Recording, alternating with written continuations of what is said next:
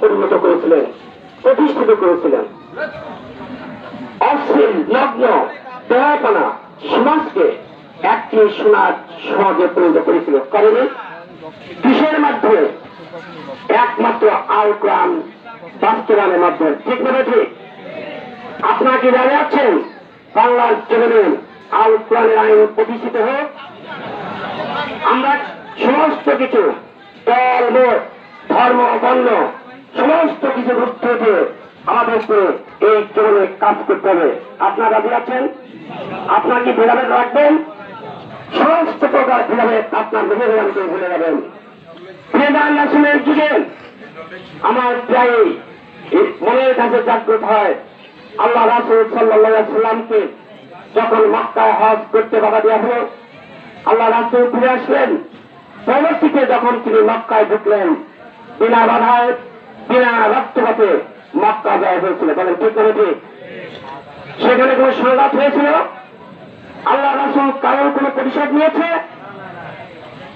প্রত্যেকটি মানুষ ইসলামের সুশীতল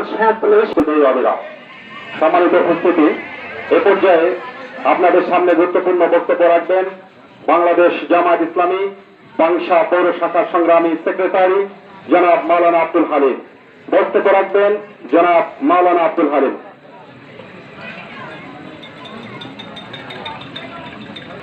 ধর্মের পথে শহীদ যাহারা, আমরা সেই সে জাতি, সাম্য মৈত্রী এনেছে আমরা বিশ্বে করেছি খ্যাতি।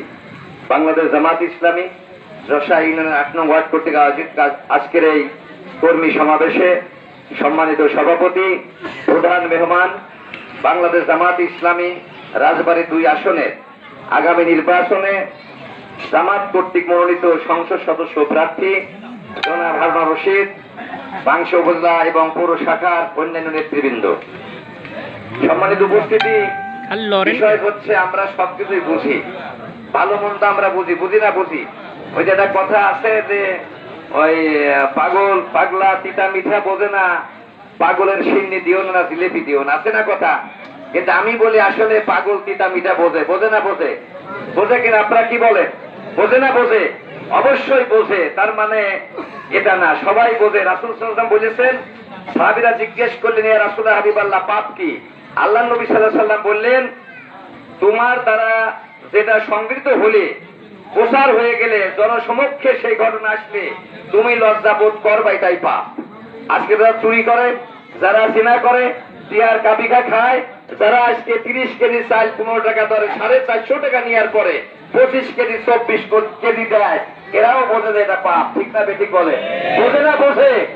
তারপরেও করে। তার কারণ হলো এদের আখেরাতে বিচারের জবাবদিহিতার তাদের ভয় নাই। ঠিক কিনা? আল্লাহ তাআলা বলেছেন, মুত্তাকিদের বৈশিষ্ট্যের মধ্যে একটা বৈশিষ্ট্য আছে, ওয়াবিল আখিরাতি হুম ইউকিনুন। মুত্তাকি তারা হবে যারা আখিরাতের প্রতি বিশ্বাস রাখে। যদি বাংলাদেশ জামাত ইসলামী যায়, তাহলে এই বাংলাদেশের মানুষের কোন দুর্নীতি, কোন অন্যায় জুলুম থাকবে না, ইনসাফ প্রতিষ্ঠা হবে। কথা আপনারা বিশ্বাস করেন কিনা? কি বলেন, করেন কিনা? যদি বিশ্বাস করেন, বিশ্বাস করে ঘুমিয়ে থাকলে হবে না। আগামী জাতীয় সংসদ নির্বাচন অনুষ্ঠিত হবে। এই নির্বাচনে ব্যালটের মাধ্যমে জামাতকে বিজয়ী করতে হবে। আমরা রাজি আছি কিনা বলেন? রাজি আছি কিনা বলেন? নারায়ে তাকবীর, নারায়ে তাকবীর। বাংলাদেশ জামাত ইসলামী জিন্দাবাদ, আল্লাহর আইন চাই। এই সৎ লোকের শাসন প্রতিষ্ঠার জন্য উদ্যোগী হতে হবে। যেহেতু বাংলাদেশ জামাত ইসলামী চায় সমাজের নিম্ন পর্যায় থেকে ওই জাতীয় সংসদ, ওই মন্ত্রণালয়, ওই গণভবন, বক্ষ ভবন পর্যন্ত আল্লাহর বিধানের আলোকে যে মানুষগুলো চলে তারা ওই জায়গা থাকবে। ঠিক কিনা? এই